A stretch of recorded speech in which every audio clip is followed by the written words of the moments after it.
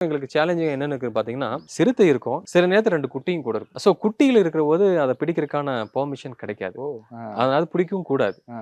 ஆனா மக்கள் வந்து அத நம்ம சொல்லி தான் ஆனா பிடிக்கணும். குட்டிய வச்சுட்டும் ஊருக்குள்ள வருமா வெளியில?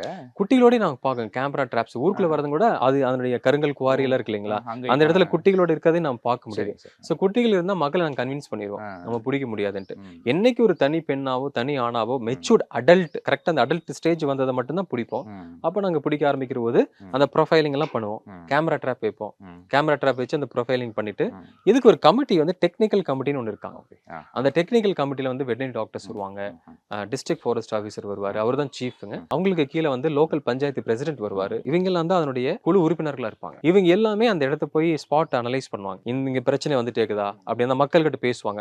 உண்மையாலுமே வந்து இது தவிர்க்க முடியாத பிரச்சனைங்க பட்சத்துல அவங்க வந்து உங்களுக்கு இது ஃபார்வர்ட் பண்ணுவாங்க. கண்டிப்பா இத நீங்க பிடிக்கணும் அப்படின்ட்டு. அவங்க ஃபார்வர்ட் பண்ண பின்னாடி தான் அங்கிருந்து நமக்கு பர்மிஷன் கிடைக்கிறது.